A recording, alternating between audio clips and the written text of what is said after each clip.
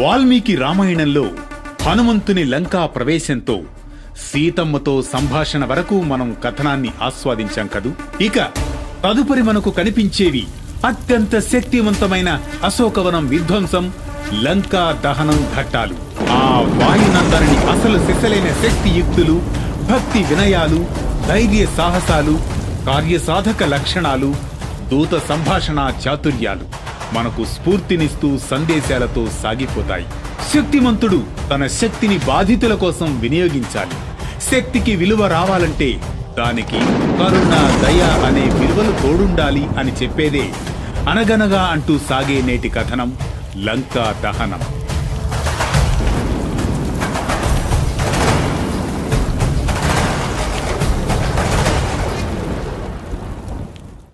అనగనగా అది త్రేతాయుగం.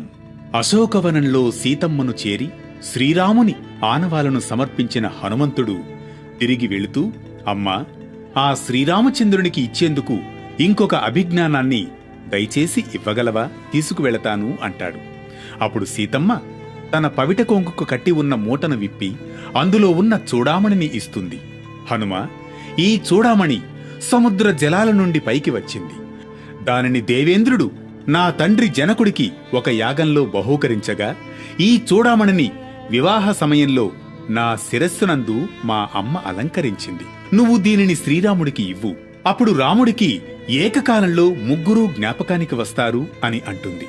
అంతట హనుమంతుడు ఆ చూడామణిని కన్నులకద్దుకుంటాడు.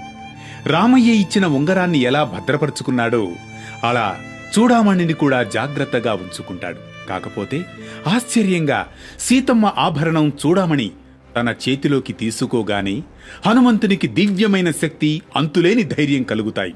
ఇక నాకు సెలవిప్పిస్తే నేను బయలుదేరతాను తల్లి అంటాడు.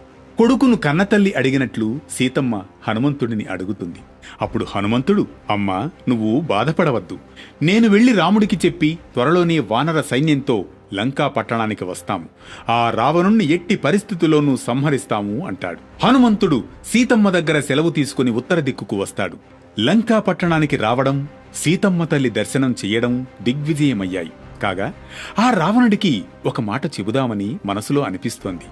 ఏమైనా ప్రయోజనం ఉంటుందేమో. కాని ఆ రావణుడు దర్శనమిస్తాడా?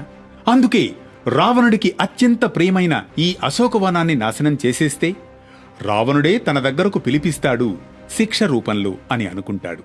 అంతే, క్షణంలో భీమరూపుడవుతాడు. ఆ అశోకవనంపై ఎగురుతాడు. అప్పుడాయన తొడల వేగానికి అక్కడున్న చెట్లు విరిగిపోతాయి. అలాగే హనుమ చేసిన మహానాదానికి అక్కడున్న పక్షులు గుండెలు బద్దలై కింద పడిపోతాయి. అలా హనుమ చేస్తున్న విధ్వంసానికి అక్కడున్న రాక్షసులు ఒక్కసారిగా ఉలిక్కిపడి లేస్తారు. రాక్షస స్త్రీలు పరుగు పరుగున రావణుడి దగ్గరకు వెళ్లిపోతారు. ఎక్కడి నుండి వచ్చిందో కాని మహావానరం ఒకటి అశోకవనం నాశనం చేస్తోంది. కాని సీత కూర్చున్న సింస్పా వృక్షాన్ని మాత్రం వదిలిపెట్టేసింది. కాకుంటే మహారాజా, మీరు ఏ కాంత మీదైతే మీ మనస్సు ఉంచారో ఆ సీతతోనే ఈ వానరం మాట్లాడింది అని చెబుతారు. అప్పుడు రావణుడు ఆగ్రహోదగ్రుడవుతాడు.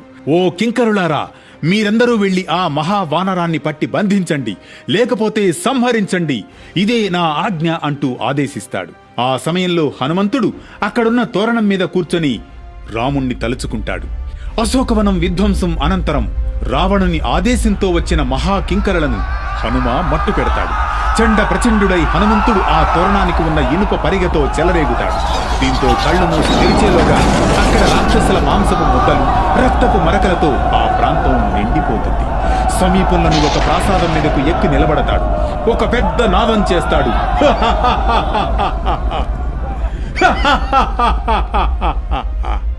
ఆ నాదం విన్న వేల మంది గుండెలు బద్దలవుతాయి. చెవుల వెంట, ముక్కుల వెంట నెత్తురు కారుతూ నేల కరుస్తారు. హనుమ తొడలు కొడితే ఆ శబ్దానికి తాళలేక రాక్షసులు రాలిపోతారు. అలా తన మహాకింకర మోక మట్టి కరిచిందన్న విషయం తెలుసుకున్న రావణుడు ప్రహస్తుడి కుమారుడైన జంబుమాలిని పంపుతాడు. ఇంతటి వేగం, ఇంతటి బలం మానవుడు కాదు, దేవతగా అనిపిస్తున్నాడు అని రాక్షసులు భీతిల్లిపోతారు. అంతే, హనుమంతుడు గర్జిస్తాడు. రాముడు ధర్మదేవుడు, నేను అతనికి దూతను, నైతికత బలంతో మీరు ఎలా పోతారో చూడండి అంటూ విజృంభిస్తాడు. ఇంతలో ఇది తెలిసి రావణుడు ఆగ్రహోదగ్రుడవుతాడు. ఎవరో దృఢమైన వానరుడు మన సైన్యాన్ని చంపేస్తున్నారు. జంబుమాలి వెళ్ళు, వాడిని చంపిరా అంటూ ఆదేశిస్తాడు. అప్పుడు జంబుమాలి, ఆజ్ఞాపించండి ప్రభు, నాకిది చిన్న పనే అంటూ హనుమపై బాణాలతో గాయపరుస్తాడు. ఆ సమయంలో వస్తున్న బాణాలను తిప్పికొడతాడు హనుమంతుడు. తదుపరి హనుమపైకి అక్షుణ్ణి పంపుతాడు రావణుడు. అక్షుడు కూడా అంతమైపోతాడు. అంతే, తన కనిష్ట పుత్రుడు మరణించాడన్న వార్త విన్న రావణుడికి జీవితంలో తొలిసారి బాధ అంటే ఏంటో, భయం అంటే ఏంటో తెలిసొస్తుంది. అప్పుడు రావణుడు ఎవరిని పంపాలో అర్థం కాక ఇంద్రజిత్తు వంక చూస్తాడు. ఇంద్రజిత్తు, ఆ వానరుణ్ణి బ్రహ్మాస్త్రంతో బంధించు. నిన్ను పంపకూడదనుకున్నాను, కాని పంపక తప్పడం లేదు ఇంద్రజిత్తు, నువ్వు వెళ్ళు అనగానే బ్రహ్మాస్త్రం ప్రయోగిస్తాడు ఇంద్రజిత్తు. ఇంతలో హనుమంతుడు ఇది బ్రహ్మ అస్త్రమని గౌరవించి బంధింపబడుతానని భావించి బంధితుడవుతాడు హనుమంతుడు. అంతే, రావణుడి సభలో ప్రవేశిస్తాడు. ఇంత ధైర్యంగా లంకలోకి ప్రవేశించి అశోకవనాన్ని ఎందుకు నాశనం చేశావు? ఎవరి దూతవు నీవు అంటూ ప్రశ్నిస్తారు. ఓ రావణ, నేను రామదూతను, ధర్మబలంతో వచ్చిన వాడిని. నా యథార్థ రూపం వానర స్వరూపం. నన్ను హనుమ అంటారు. సుగ్రీవుడి సచివుడిని. నీ మంచి కోరి 4 మంచి మాటలు చెబుతున్నాను. విన్నావా బాగుపడతావు, లేకుంటే వినాశనం తప్పదు.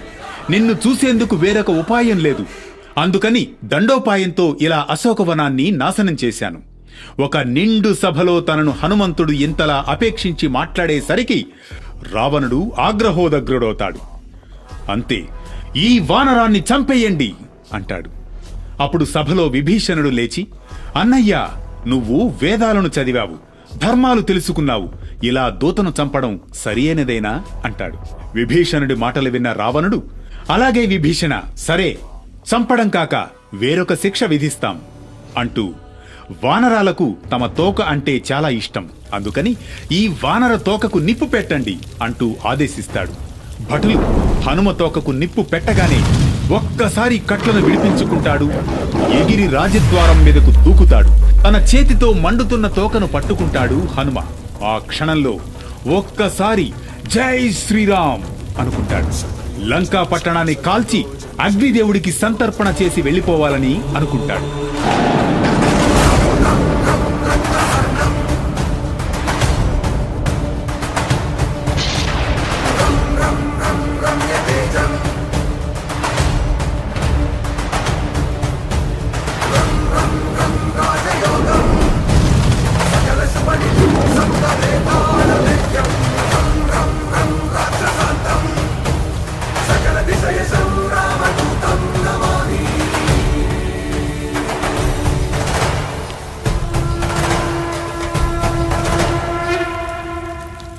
మొదట ప్రహస్తుడి ఇంటికి, తరువాత లంకంతా వరుసగా నిప్పు పెడుతూ వెళతాడు.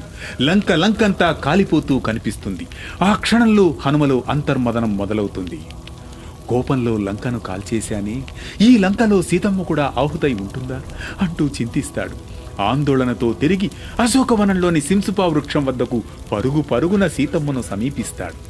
సీతమ్మను చూచిన క్షణం శాంతిస్తాడు. అమ్మా, లంకంతా కాల్చేశాను, కానీ నీ క్షేమం తెలుసుకోవడానికి ఆందోళనతో మళ్లీ వచ్చాను తల్లి. రావణుడికి చెప్పవలసిన మాటలు చెప్పాను. రాముడి కోసం రావణుణ్ణి వదిలేశాను. అమ్మా, ఇక నాకు సెలవిప్పించండి, నేను బయలుదేరుతాను. తొందరలోనే నీకు పట్టాభిషేకం జరుగుతుంది. శోకమునకు గురికాకు అని సీతమ్మతో చెప్పి ఒక్కసారిగా దూకి ఆకాశంలో ఎగురుతాడు. ఆకాశంలోని మేఘాలను తాకుతున్నాడా అన్నట్లు ఎగురుకుంటూ వెళ్లి ఉత్తర దిక్కున హనుమ కోసం ఎదురు చూస్తున్న వానరాలని చేరుకుంటాడు. ఒక విజయోత్సాహంతో భీకర నాదం చేస్తాడు. అక్కడున్న వానరాలు ఆకాశం బద్దలైందా అనుకుంటాయి. జాంబవంతుడితో, తాత, అంత పెద్ద అరుపు వినిపిస్తోంది, అది హనుమదేనా అంటారు. అప్పుడు జాంబవంతుడు, అది ఖచ్చితంగా హనుమే. హనుమకు ఒక కార్యం చెబితే అవ్వకపోవడం అన్నది ఉండదు. తాను వెళ్లిన పని అయింది కాబట్టే ఇంత పెద్ద భీకరనాదం చేశాడు అంటాడు జాంబవంతుడు. అప్పుడు హనుమంతుడు, చూడబడెను సీతమ్మ అని ఒక పెద్ద కేక వేసి మహేంద్రగిరి పర్వతం మీదకు దిగుతాడు. అప్పుడు ఆ సమయంలో వానరములన్నీ తమ తోకలను కర్రలా నిలువుగా పెడతాయి. ఆ సమయంలో హనుమంతుడు అందరికీ తన ప్రయాణం గురించి చెబుతాడు. ఇది అశోకవనం విధ్వంసం, లంకా దహనం. ఈ కథనం మనకిచ్చే సందేశం ఇదే. ఒక్కరి ధైర్యం మరో జీవితానికి వెలుగునిస్తుంది. ఒక్కరి భక్తి మరొకరికి భరోసా అవుతుంది. ఒక్కరి ధర్మం సమాజానికే మార్గం చూపుతుంది. ఈ కోణంలో చూస్తే హనుమంతుడి అశోకవనం విధ్వంసం, లంకా దహనం, అందులో మొదలైంది అగ్ని కాదు, అది క్రోధం కాదు, కోపం కాదు. దహనం మొదలైంది అన్యాయం మీద, అహంకారపు రాజ్యం మీద. అశోకవనాన్ని కబళించింది శరీర బలం కాదు, కన్నీటిపైన నిలిచిన నిస్సహాయతపై జాగృతమైన ధర్మ బలం. లంకా దహనం ఒక రాజ్య సంహారం కాదు, ఒక దుష్ట వ్యవస్థపై ధర్మ యుద్ధం. ఒకే ఒక్కడు నైతికతతో నిలబడినప్పుడు ఎంతటి మార్పు సాధ్యమవుతుందో మనకు స్పష్టంగా చెబుతుంది ఈ లంకా దహనం ఘట్టం. భక్తిని పలికించే పలుకులు, ధర్మాన్ని స్పృశించే సందర్భాలు, శౌర్యాన్ని ప్రతిబింబించే ఘట్టాలకు వేటు న్యూస్ కథా పయనంలో చిన్న విరామం. మళ్లీ కలిసే మధుర క్షణాల వరకు.